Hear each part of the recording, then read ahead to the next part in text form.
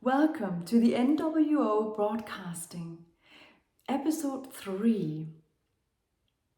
My name is Christel Rosenkilde Christensen, Executive Advisory, Lead Performance Alchemist, spiritual guidance for conscious visionaries around the planet with clients in more than 30 countries around the world. I'm here with you to remind you of your significance and importance in this world, a new world that we have seen emerge over the last couple of years, and we will see a rapid change within the next decade. And you are the front runners tapping into this channel. I'm here with you and for you to bring new reminders, old wisdom combined with insights that is going to assist you creating the path forward. Consciousness is imperative. Consciousness is our way forward. We can no longer rely on traditional business methods. We can no longer rely on best practices. We can no longer rely even on the system that has worked for us, that has been built over centuries. Now we see a rapid, exponential change in everything from how we access knowledge, how we apply knowledge, how we need to lead the path forward. We have a new generation growing up, already in tune, already conscious, for them to live in a sustainable manner, to create with purpose, to truly listen to the essence, wanting to listen to the essence. For them, the word bullshit suddenly is one of the most common responses to the older generation, to existing structures, to ways that we go about our lives, our teaching in schools, our way of leading organizations and countries. So for the institution that has been built, meaningful institution, successful corporations, beautifully and well-functioning educations, to stay relevant, we all need to shift perspective. My generation and up, we are the guides into the future.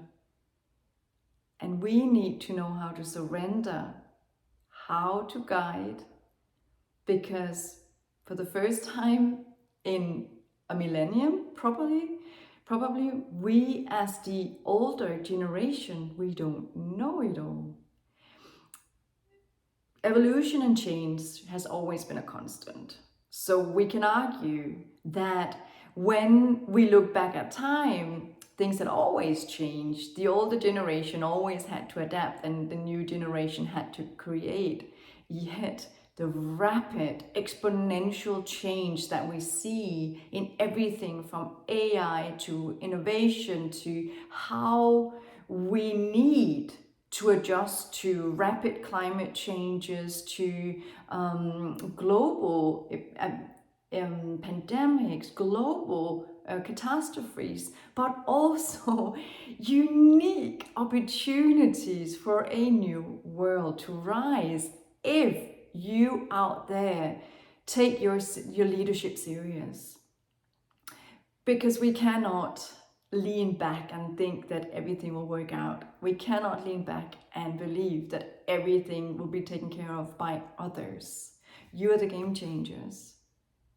Because now with this rapid transformation that we see,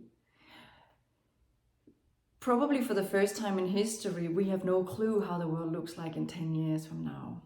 So don't look back and say that it's normal, the older generation had to adapt and always did adapt, and the newer generation just had to follow what we said they needed to do.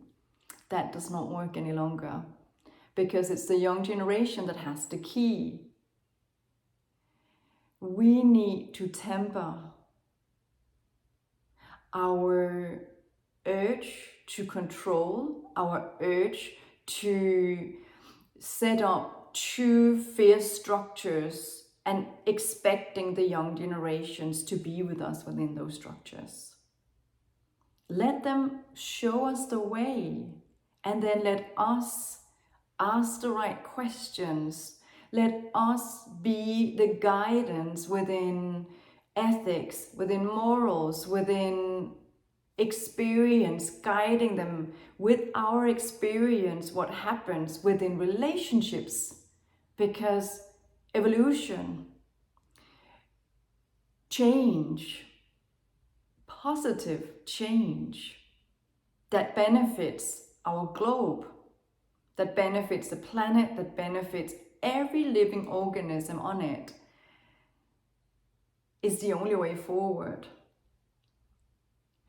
And that is only possible with us creating strong relationships, uniting, not within our age group, not within our fields of comfort zone, not within our fields of expertise, but across generations, across borders, across knowledge, across opinions.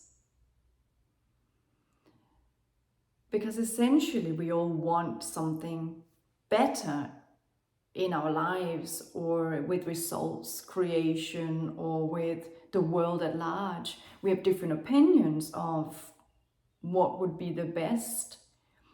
But that's the thing with consciousness. Consciousness go across religions, across opinions, across cultures, across fields of expertise. Consciousness is when we tune into that which is greater than ourselves and truly listen.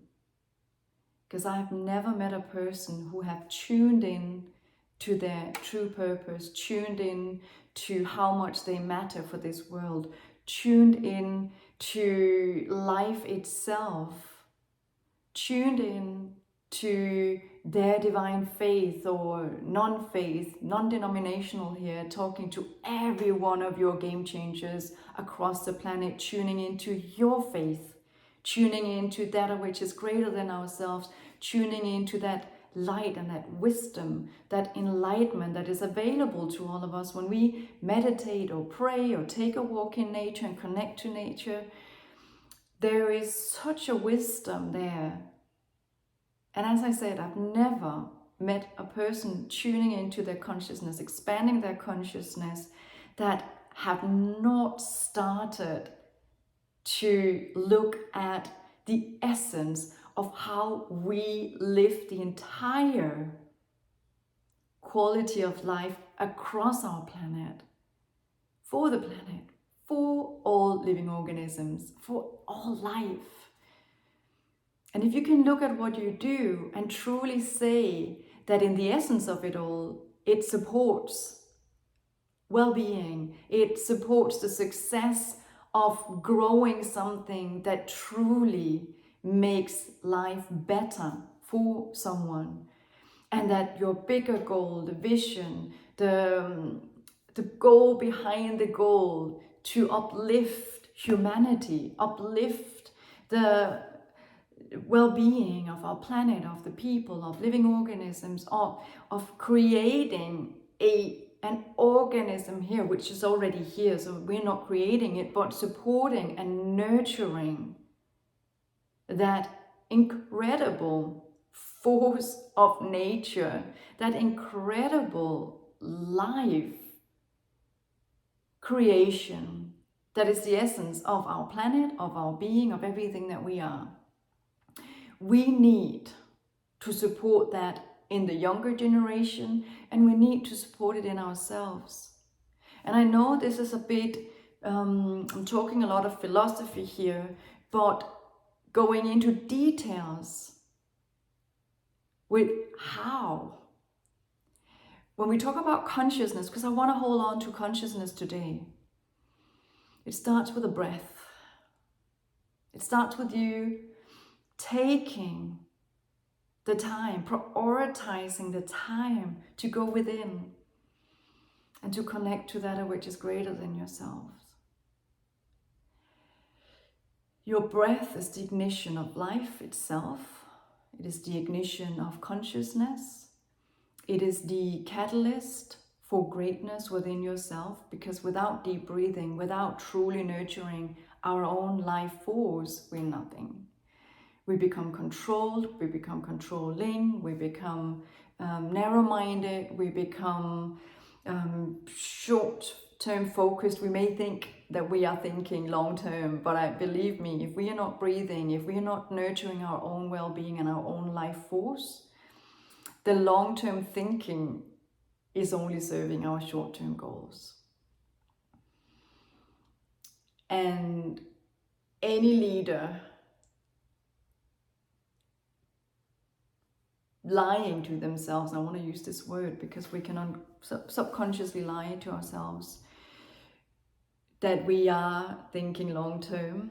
If we are not breathing, if we are not taking time to ourselves to nurture our inner strength, to nurture our soul, to nurture our consciousness and allowing it to expand and become more than ourselves, then we are not in tune, then we are not connected, then we are not sensing. Because the more we expand our consciousness, the greater reach we have, the more insights, the more our intuitive reach expands. So if you tune in with yourself, if you listen to your guidance, if you spend just 2 minutes when it's, when you don't have time, and more time when you feel you are learning to prioritize this time and learning about experiencing the vast output. I would call it that because it's you have unlimited resources in that space of quietness, in that space of silence, in that space of being. You will throughout your day realize that you don't have time not to prioritize 10 minutes, half an hour, to be connected, to spend time nurturing your consciousness, expand your consciousness, because then your energy ripples into the world with your intention. But you also then connect with everything on our planet, and you start receiving intuitive hunches of what to do, the nudges throughout the day, knowing exactly what to say, who to reach out to, changing, correcting your vocabulary, being in a different sense, and you will have an incredible reach, both in terms of harnessing insights and information from our entire planet for how to move forward with your vision, your strategy, and your day-to-day actions as an individual, and for your leadership, for your team, for your organization, for your nation, for the world, for your family. When we tap into the essence of who we are, we are